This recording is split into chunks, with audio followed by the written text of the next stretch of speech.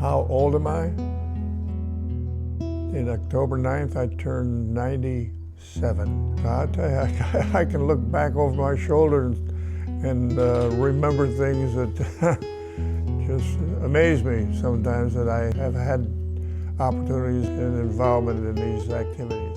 Hi, this is Callie. I'm here with Frank Wal. We're getting ready for a wonderful documentary to talk about his service in World War II on the USS San Marcos in the South Pacific. I was reading Frank's story last night, and it turns out that he actually had a walk-by with General MacArthur. How amazing is that? I'm so thrilled to be here. His family's here. We're here to honor his service and to tell his story.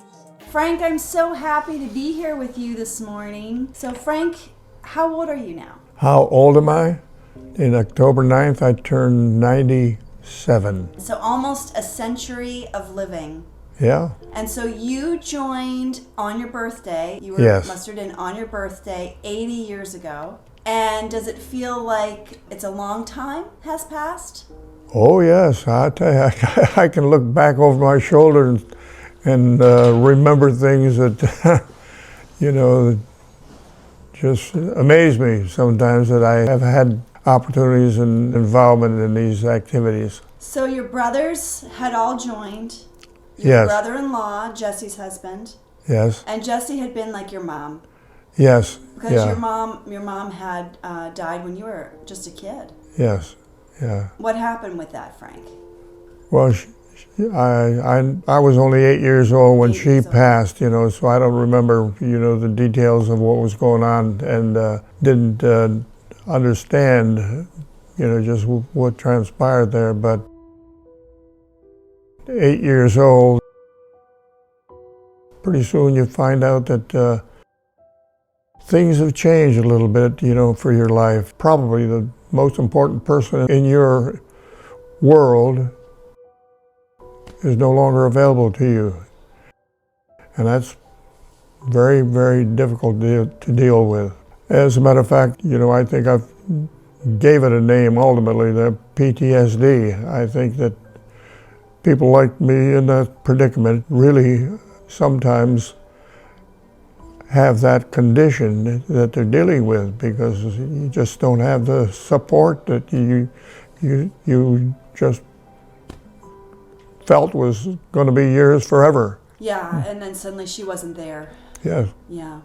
Then your sister sort of took on that role. Yes, she did. And she was cooking dinner and... Yeah. She was in high school and had to discontinue that to just maintain the family. And it was, difficult, extremely difficult to have that experience. And so then time goes on, and it seems like maybe your dad wasn't doing well either, because you didn't have what you needed.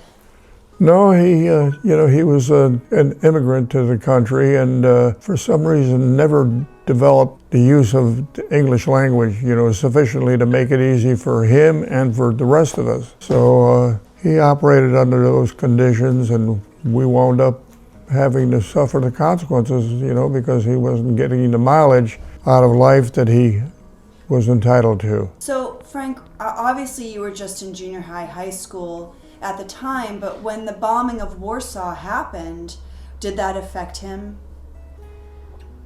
Oh yes, yeah. The whole community stuck together on that. They'd get together and discuss all of the issues, and keeping up with things. It was a difficult situation and difficult time for all of them, and subsequently us as well. So you lived sort of in a melting pot neighborhood, and people there spoke Polish, and he could converse with neighbors. And yeah, he could, and they continued to use the language, and on our part of it, we were more interested in learning English and did that. And being American. And being American, yes, yeah. And so when your dad got the newspaper, when you listened to the radio, 1939, I guess she would have been about 13 or 14. Yeah. And so how did you all feel when the Blitzkrieg happened and the war in Europe started? What was going on around the dinner table conversation? Well, when that happens, you recognize what a damaging condition that is going to prevail. And it sure did. They wiped us out in a hurry. They had the strength they did not possess, and they were easy picking, you know. They were down in a hurry. So Frank, at home, y'all were sticking together. Yes. But you were the youngest. You were the baby. No, I had two younger sisters. Two younger sisters. Yeah, right. Okay, yeah, so one of them's. You're the youngest boy. Yeah. Okay. One of them is still a survivor. She's two years younger than I am. That's wonderful. Lives up near Rochester. You have a sister, and she's still living near Rochester. That's yeah. so good. You have longevity in your family. Apparently. Thank goodness for me. Good, yeah. Well, you're doing great. So Dad is struggling too, obviously. I imagine that my dad's family, his parents were first born here, and his grandparents all spoke Slovak. And so there was a language barrier. And he was just a little stuck in his ways. He was just in his own way, it sounds like. Yeah. And so then what happened was, with 7 kids at home, there just wasn't enough to go around. And you didn't have what you needed. And so then you ended up having to leave high school early, and then you went to work. Yeah, because of my wish to go into the service and be part of that program. I was very conscious of the fact that my 4 older brothers were in there already, and I could read the paper, so I knew that, it wasn't too long before that conflict would be over, and I didn't want to miss being a part of history, yeah.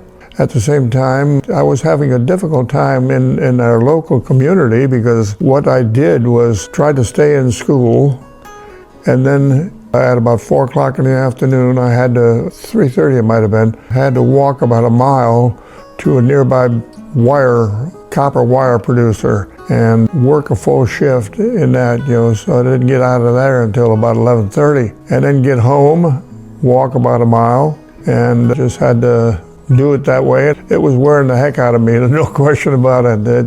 It was difficult. Reason that thoughts of going into the military kept popping up, and I said, when I'm ready, I'm going to do it. Yeah.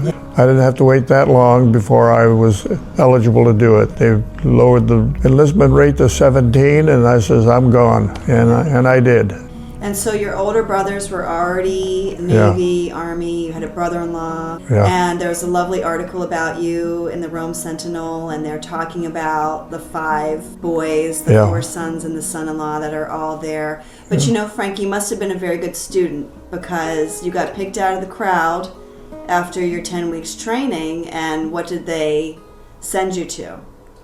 To radar school, learn how to operate radar equipment on a ship, At that time, it wasn't that big a job, because they were just introducing that mechanism, to us, so a lot of us had no previous idea of what it was all about. So it's a learning experience, and then, of course, you acquire the necessary info for doing the job, and that's what we did. So how did you took the ship through the Panama Canal? You got assigned to the USS San Marcos, and that was the LS-25? LSD 25, right. 25. Landing ship dock. Landing ship dock 25. And you departed from Philadelphia. What happened was the ship was christened. It was built in Philadelphia Navy Yard, which no longer exists. But that ship was christened there, and then provided the crew for it. We came up on board when the christening was taking place. The next thing you know, we're taken off from Philadelphia down to Norfolk, and before long from Norfolk down through the Panama Canal and into the Pacific. What were you allowed to take with you? Any pictures with you? Any photographs? No, we didn't have those things. No special girl, nothing, nobody? No. Just your brothers-in-law that you were writing letters to, and your family? Yeah, there wasn't any chance for that kind of stuff. It just kept you pretty busy, and you just went with the flow. Now, I have been to the Panama Canal, but it did not resemble your description of it, so I would like everybody to hear what it was like for you. Well, when we went through it, entered through the eastern direction, and that part was pretty largely like it had been, as a jungle. You could hear the animals in there making all kind of noise, and, it's kind of entertaining to tune into that. And then we got to the other side, and it was Panama City. They were generous and gave us a night off in the town. You could go into town, and just that one night, and then right back on board and headed out to for Hawaii. But they had some problems, so we had to divert to San Diego for some repairs. And for anyone that's listening to this, to think of their 17-year-old son going into battle, and there's no way to find out, did they get on the ship, how they're doing. I mean, once you're out of sight, no contact, and even getting news is tough. But you were a young man, and you were the youngest boy, as you say, and you had your nose to the grindstone. You were working hard at school, you were working all night long. There wasn't a lot of time for fun. And so you go to Panama City, and then that was your first surprise there. There were some funny invitations, is what I was reading. There was something that was a little off with some of the, invitations for mischief. Yes, invitations for mischief. And then luckily you were so young, you just said, "Oh no, I'm not interested. No, I'm going to just that's right. make sure I get back to the ship yes. on time." Yeah, so that was sort of the first taste of what Old Salt's life could be like. So you go into San Diego, and the repairs are made, and now you're underway for your first oceanic voyage across the Pacific. And yes. Your first destination was Pearl Harbor, right? Yes, yeah, in Hawaii, yeah. 1944, right? Yes, yeah. Yeah. Some of the notes said 45, but it would have been 44, right? Yeah, because we were commissioned in April. That's 3 years after Japanese bombing of Pearl Harbor. So geographically, how did everything look? Were there still damage? Could you still see things, or had everything been turned around at that point because it was such a major port? Well, in the Navy Yard, that's where they focused. They wanted to destroy their military equipment, and there were ships that were still in the water, and even today, I guess, they remain, as far as I know, as indicators of what happened. It was not so bad when you went into town. You didn't see that. It was the armed forces, the Japanese were, and they were taking them out. Your first voyage across the ocean was pretty much just everybody learning what to do, keeping everything smooth running. And what kind of buddies did you make when you were on the ship? Did you make any good friends? Oh yes, everybody was very close, especially in our N division, navigation division, and kept up with things. And if you stopped at any port, you'd have 2 or 3 guys that go with you. So, we had a good camaraderie. What was a typical day like for you? You woke up, and what was breakfast like?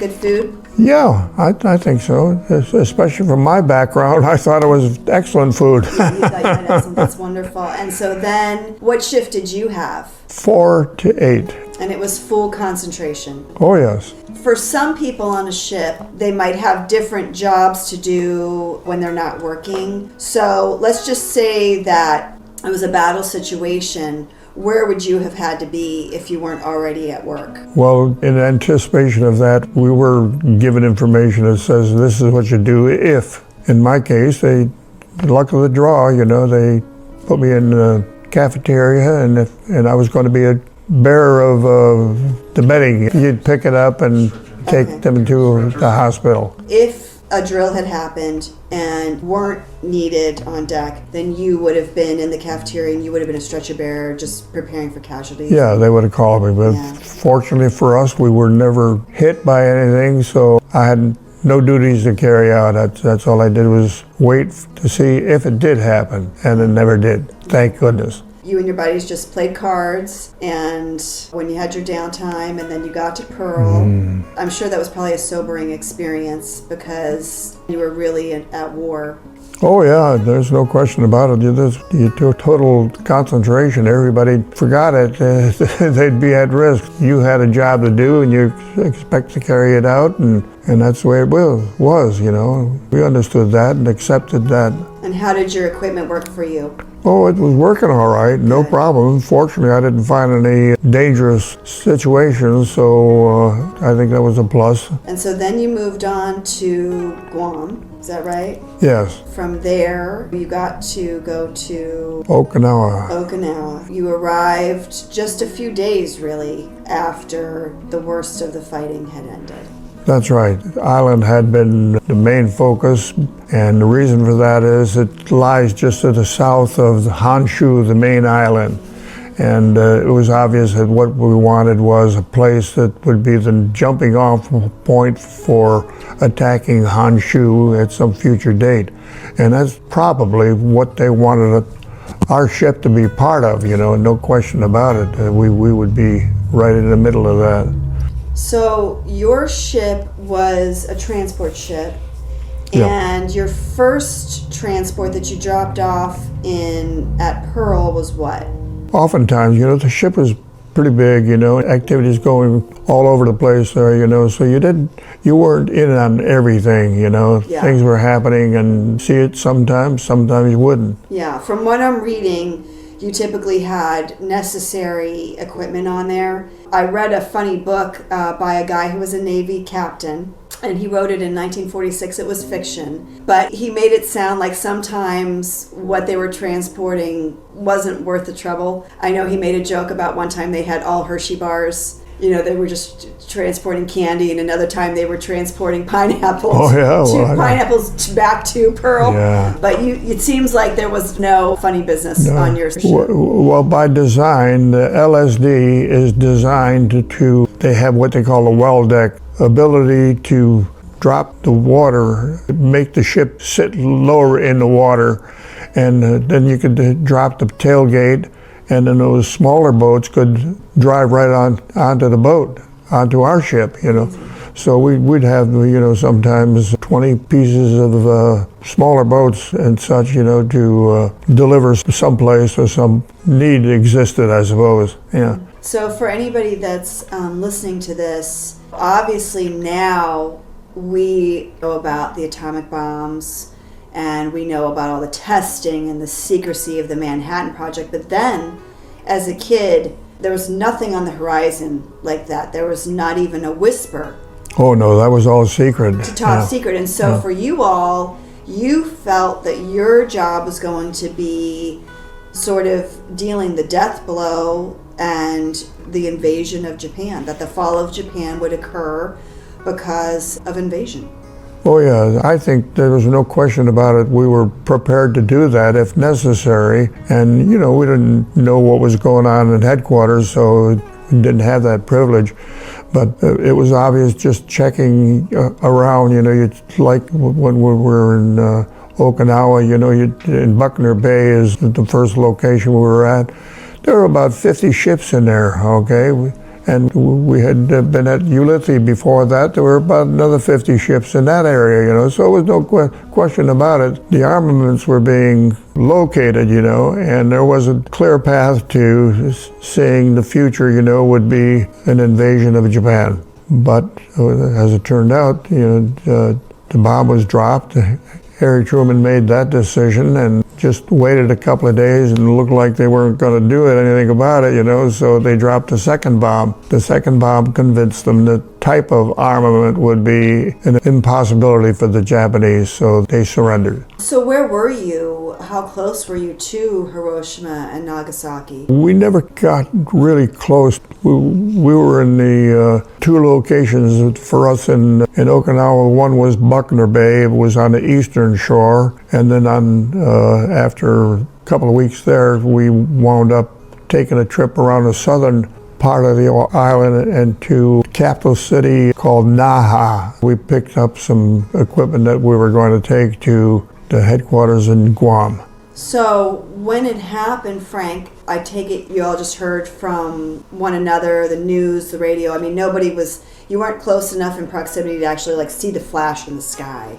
No. We were no place near it. As a matter of fact, I think we were underway at that time, headed for Guam. We were far enough, increasingly getting further away from where those actions took place. And so I was reading your tale, and you were talking about when you got to Okinawa trying to find your brother-in-law.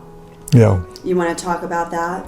Yeah, I knew he was there. My sister had written me and told me that he was there, and I decided to test it, got permission from our officers that I could do that. And they dropped me off and gave me the boundaries, you had to come back when at a certain time. Well, of course, My effort to look for him turned out to be pretty much a difficult situation because the place was just flattened out, and what you saw all over the place were military equipment going this direction, that direction, all over the place. A lot of activity, but no fighting going on. That was ended. That's all I had to do to get a ride was stick my hand out with a thumb up, saying I needed a lift. And these were military vehicles, so they'd stop and they said, "Where you going?" All right, and you tell them what you're doing, and looking. I had his address. Said, "Do you know where this outfit is?" Didn't run across anybody that knew where it was. So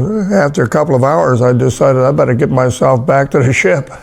Yeah. And I did. I just went back. It was unsuccessful. Yeah, well, huge penalties for missing the ship, I take it. Oh, yeah, you don't want to do that. So I read in here, and I don't think it was Okinawa, I think it was your next stop, that you were able to go to a little swimming hole, a black beach. They had some pebbles on the beach. Oh, yes. Yeah, that was our recreation there, so if you didn't have a duty during that period of time, you could go and hit that beach. They called it a beach there, but those pebbles in there were maybe about a half inch to 3/4 of an inch in size, so it was not very comfortable walking over that stuff. But it was, a thing to do. Well, you got to take a bath, right? So I heard that one of the guys said that there was a sniper. Yes, we did hear that there was a chow line, and they had to line up, to get into the chow line. There were so many of them, and somebody took a shot at it and hit one of the guys that was standing in line. So that must have been just before VJ Day, right? Yeah, Okay. it was, and of course this was not unusual in the Pacific, that other islands that had been occupied by us, you would find out that some people didn't want to surrender, and they knew the territory, they knew where the hideouts were, and you had to be aware of that there was that potential for being seen and maybe shot at. Well, yeah, I mean, what a lot of people don't realize is that the war in the Pacific was really hand-to-hand combat, and it was also guerrilla warfare. Oh, And yes. some of these people were in hiding. Yes. And had been living off the land and were in camouflage, and there's a very good chance that they might not even have known. Well, one of the guys that gave me a ride told me that there were Marines that were using the gas, to ignite it and hit the entry into a cavern, for instance, if they suspected there was somebody hiding in there, and that took care of that. That would burn them right up. Well, because we hear so much about the battles through Europe, the battles Russia and Italy and North Africa, but we don't really hear a lot about what a shockingly determined enemy the Japanese made. What had you heard about it, Frank, and what had you experienced? So what was like the idea coming in that you had heard about what you were going to be facing? Yeah, well, sometimes we've learned about things well after they occurred. For instance, in Okinawa, the south end of Okinawa had some cliffs. And a lot of the people who were engaged in the fighting as it was occurring may have recognized that it was a losing cause, so they'd head south, and they didn't want to be captured, so they'd take a jump off the cliffs and end it all. That was a sad thing to hear about, but it did happen. It was so sad, and their system of honor was different than ours. And we're going to talk about this in a minute of the kamikazes. But a lot of people don't realize that at Okinawa, men, women, and children were basically tasked with honoring their heritage, and they would all commit suicide or even kill one another so that there was no survivors. It was a really brutal. Well, I tell you, war is hell. That's what they say, and no question about it. There's some really nasty stuff that went on. Yeah, and so very different from, I think it was Admiral Halsey had a quote, but they fought the war differently, the Japanese, than the Americans for sure. The Americans sort of fought to live, and the Japanese fought to die. And that was evident. You were below decks later on. A kamikaze literally struck the ship next to you. That's correct. This happened early on when we first arrived out there on Okinawa, and it was in Buckner Bay. One of the first ships we heard about was the USS Pennsylvania. Had been hit by a kamikaze, I think, but 8 or 10 or 12 people were killed in that blast. And then a couple of days later, another attack by the kamikaze, and there was a ship, the SS Grange. It was berthed just a short distance from us. We could see it, and I couldn't see it because I was down in the mess hall. But the things were over, you know. My peers came down, and L. Pierce, who was one of my friends, he says, "Did you see that?" And I says, "No, I was down in the mess hall. I couldn't see it." So he explained what happened, that they had been hit by the kamikaze. And later on, I think I discovered, by reading Legion magazine, that they were the last ship hit by the kamikaze. It was tailing off at the end, and there was a sense of desperation and sacrifice. Yeah. That Oh, was yes. bred into that culture at that point, and they were not going to give up. And even if their plane was doomed, they were determined to take more lives to push forward. Oh, yes, that was their intent, right? Do as much damage as they could, yeah. So, Frank, when the first atomic bomb was dropped, what was the general reaction? I mean, take your time.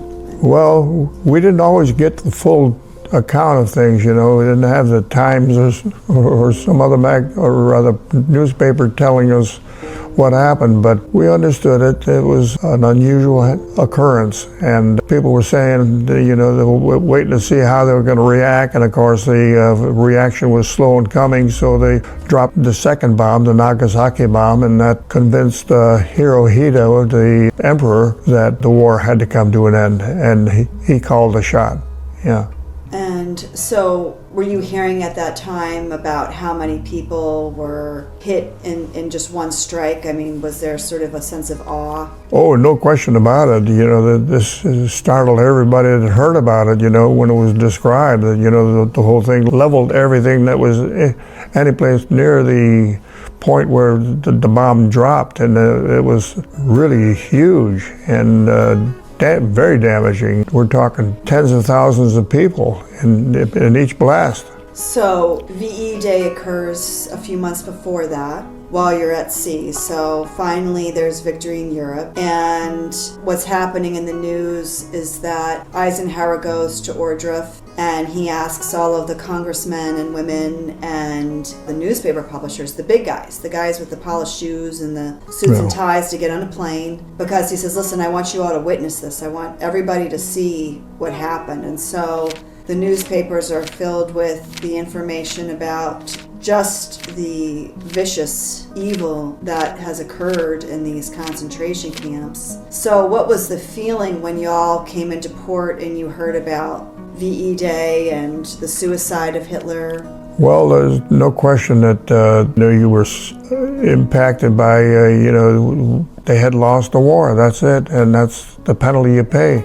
Unfortunately, it's vicious, and nothing to be really in any way to be involved with it if you can avoid it. And it's just awful, that's it. I want to go back in time just a little bit. So you would have been 6 years old when Franklin Delano Roosevelt became president. Yeah. And so obviously we know that the Depression affected your family as it affected the majority of families across the country. And there was a want and a need. And so now you're 17. Yes. And Roosevelt is in an unprecedented third term, and you join. And so when he passes away in April, just 3 weeks before Hitler, what was the feeling then? Well, those were very interesting information, because you knew that was very punishing and it'd be difficult to survive all of that, so quickly recognize that there might be an end to the war. So sort of the feeling of Roosevelt, his health taken such a toll on his health. And then it was almost like his death was sort of symbolic for the next step that was about to happen, and that was sort of like his work was done. Yeah, and Mr. Truman became the president, and he had to make the decision to do it, carry it out. And he didn't hesitate. They say he was right onto it. It's going to happen. They gave a warning, no response, dropped the bomb. And he did it twice.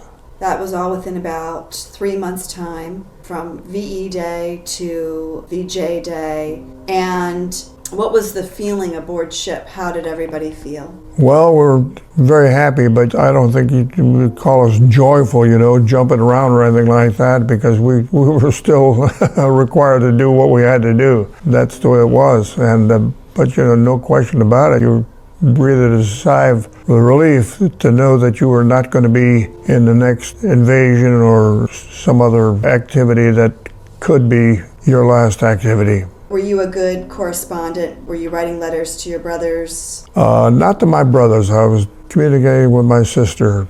She was the one I communicated with, yeah.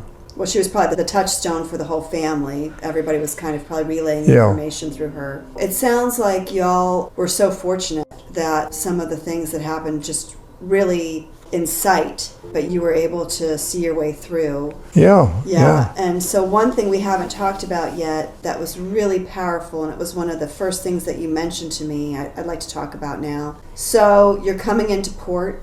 I believe this was in Tinian, right? And you pass a giant ship. You want to talk about that, Frank? Oh, well, that was the ship that carried the bomb from California into Tinian.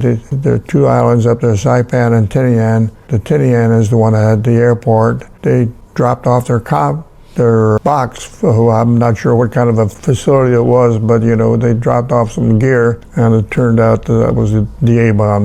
I think they call it the big boy. Yeah. The big boy, yeah, right. And that was dropped by an airplane. And that ship that carried it from California to Tinian was the Indianapolis. We passed each other in the channel. They were coming in and we were going out. We didn't know at the time, just what an important part they had played in that. And then, of course, when they left Guam, they were supposed to head into the Philippine area, I understand. And on their way there, they were hit by torpedo and quickly sunk, and they were in the water for 4 days trying to attract some attention and maybe be rescued. And it took 4 days before a pilot flew by that area and noticed specks in the water and decided to come down a little closer to the water to find out what was going on. And when he recognized the specks in the water were men, that's when he sounded the alarm, and boy, everything hit the fan then. They were all over the place looking to recover these guys. That was a horrible experience for them. 4 days in the water, and sometimes you'd be hanging onto a tube or something like that to give you something to hang on to. Growing up in New York near the water, Frank, were you a swimmer? Did you know how to swim? Yes. Okay, that's good. But still, it's not a tale you want to hear where you're in the middle of the ocean. Oh, no, it's a vast difference. You had to have some form of support if you were going to survive that thing, and if you had whatever they could hang on to, keep them up afloat until, and hopefully, when they were discovered.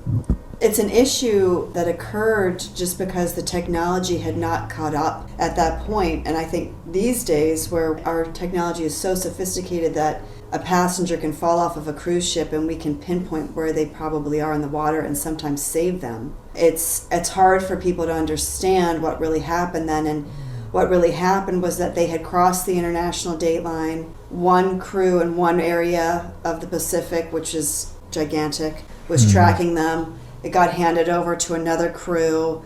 People went off their shift assuming that somebody had made it to where they had. And so they didn't even realize that she never even got to her destination. And there was a huge delay.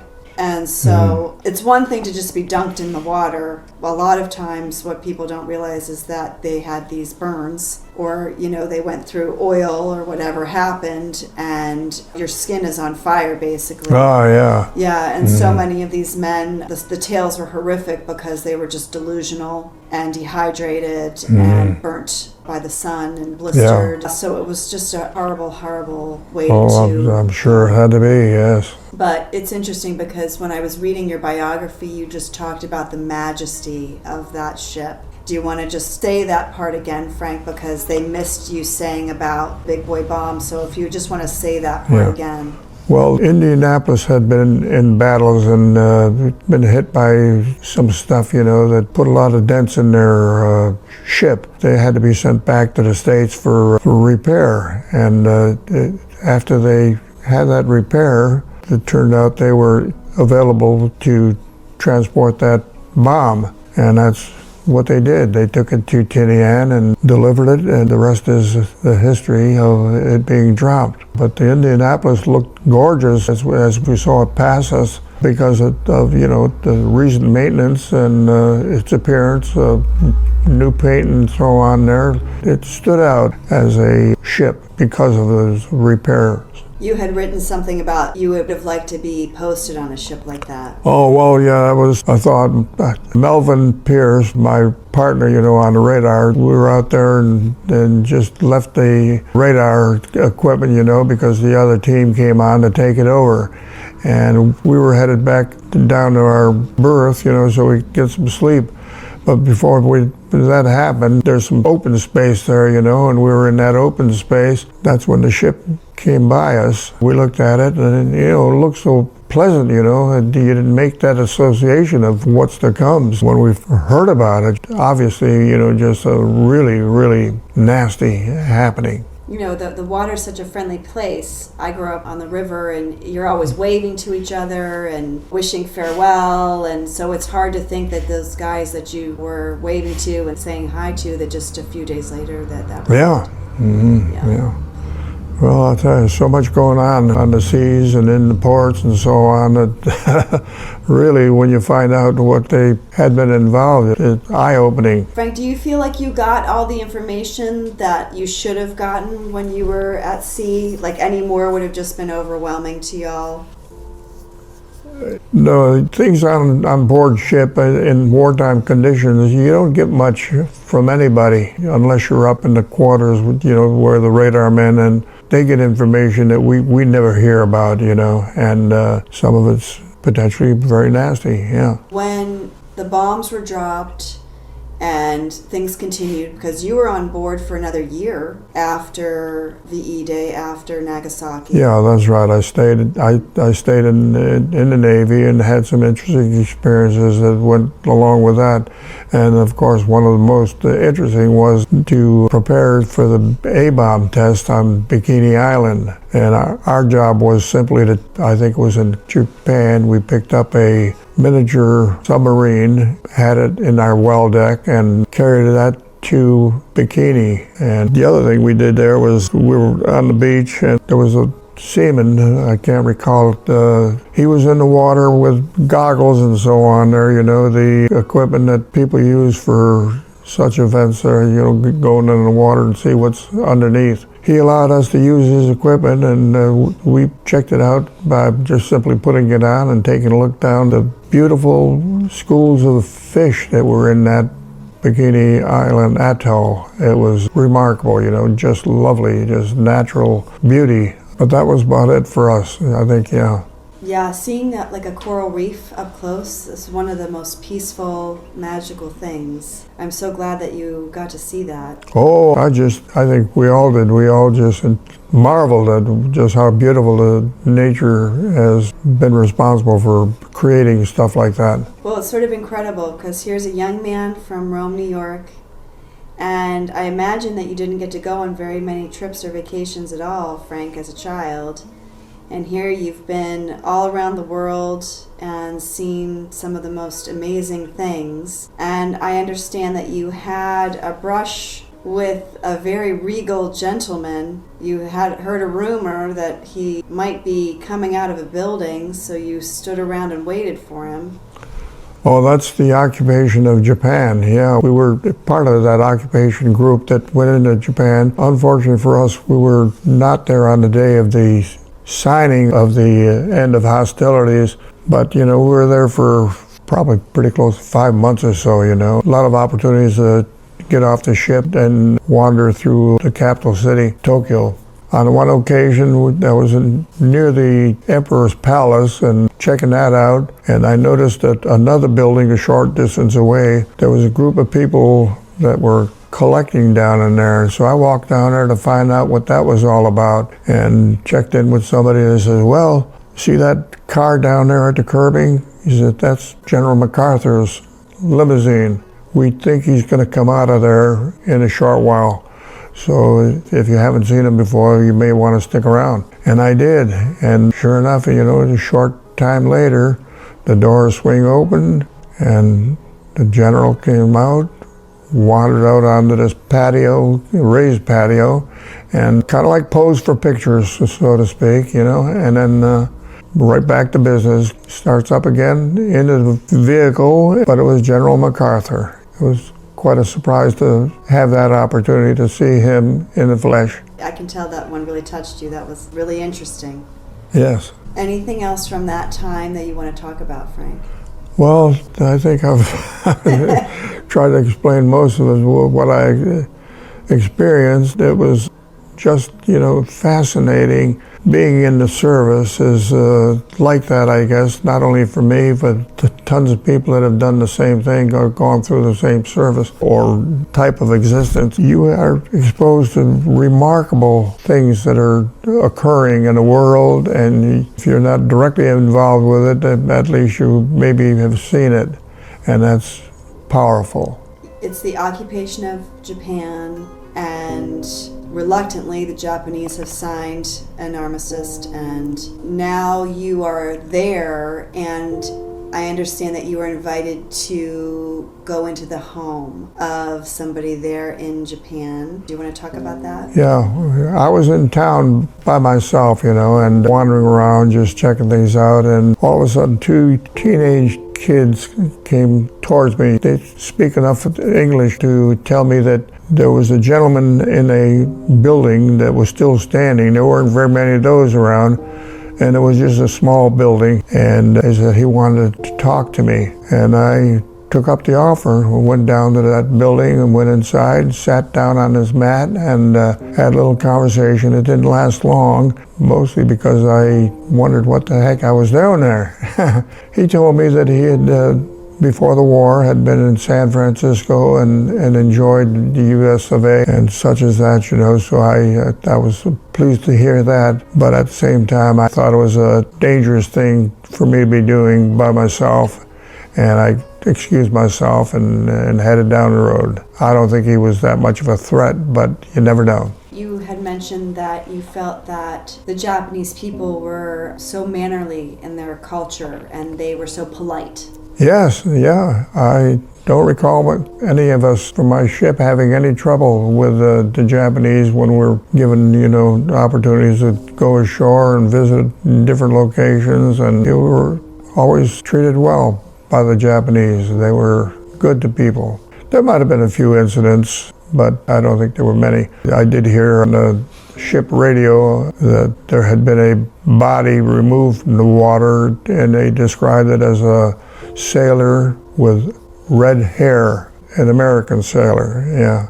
And so I don't know what happened there, but that would be about the only indicator of a problem that we encountered or I encountered in any way with Japanese. When we talk about the war in the Pacific, everyone always wants to talk about the propaganda of the Nazis and Lebensraum and the ways that the Germans treated their civilians and what they required of them to believe, that the Aryan race was the greatest. And in some ways, the Japanese war of attrition was similar to that, because they felt like, why is the white man so great? This is our area. And of course, they had sparked a war with China, and they were trying to take over Burma and parts of China, and now China was basically having a civil war.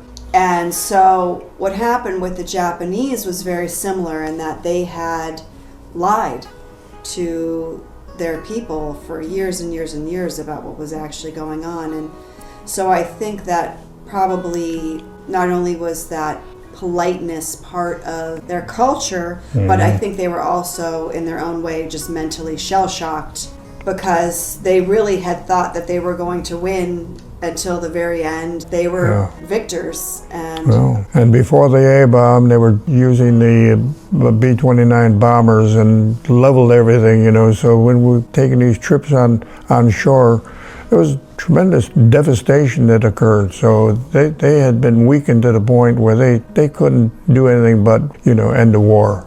In your job as a radar man, were there ever scary moments where, like you saw submarines, or what was all that like? Well, on our watch of the 4 to 8, Melvin, Pierce, and myself, we didn't experience anything, but I think maybe on another watch they might have had some contacts, but I don't think we really had much of a problem in that regard. And that was another indicator, that the war was ending. They just were being beaten back to where they came from. Because, the war started, some of the penetrations that the Japanese made were all the way down to the Solomon Islands. That's when the pushback started, The Allies got through the Solomons, the victor, and began to push other island groups through the same difficult situation. And then you could tell that you were going further backwards, not forward. So when you're doing that, you're losing the war.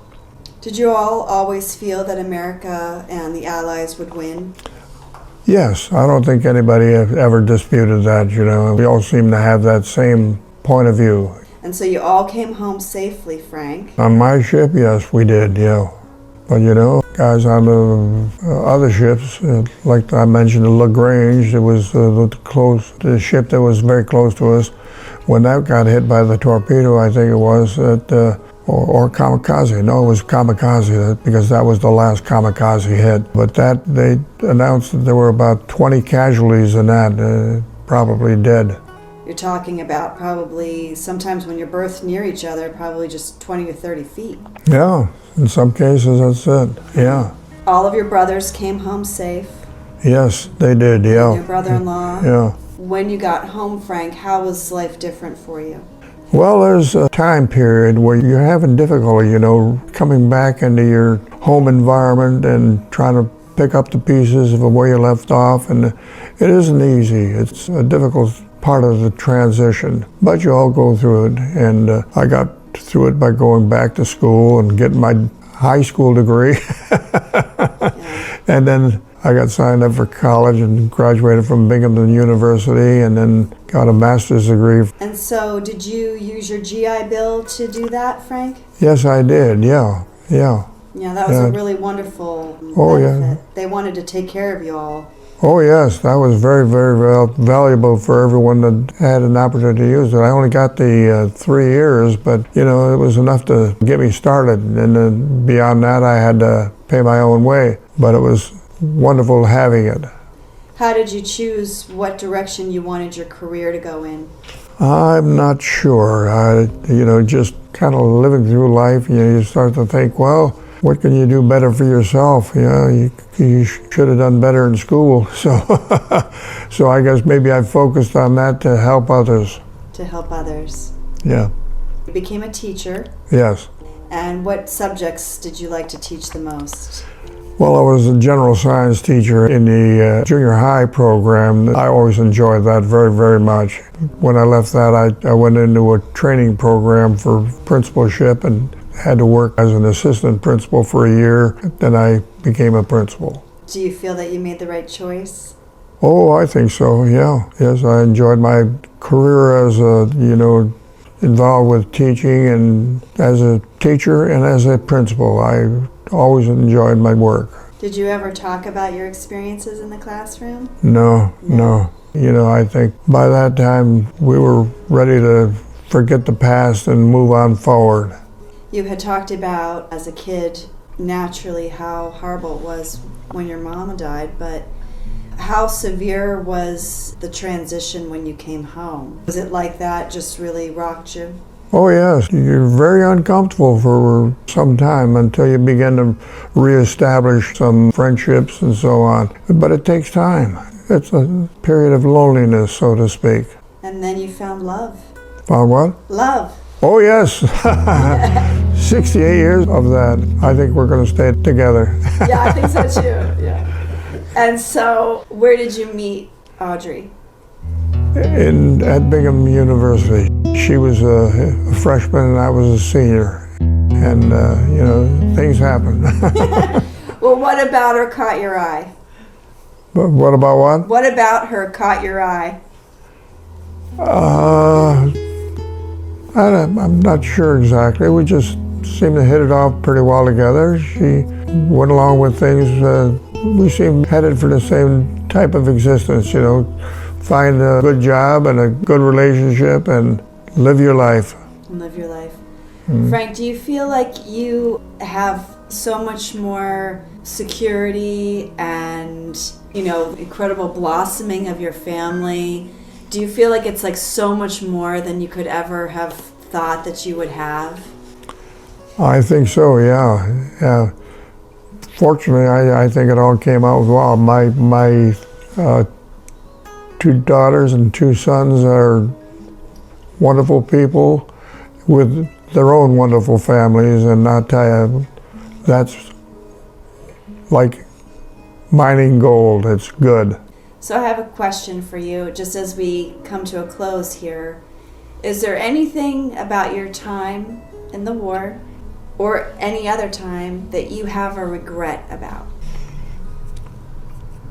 I can't think of anything major, you know. I wish that some things were better when I got started, you know, like came out of a difficult situation as I was growing up, but that's life, and you just have to adapt to it. And we did try to, and I think by and large the results speak for themselves. It worked. And what are you most grateful, most thankful for now in life? Probably good health by and large, and this is something I think all of us in the family have enjoyed, reasonably good health, and that's key to a lot of good days. And so if there was just 1 or 2 special golden nuggets that you wanted to pass on to people, to your grandchildren, to my children that you're friends with, what would you want to say to them?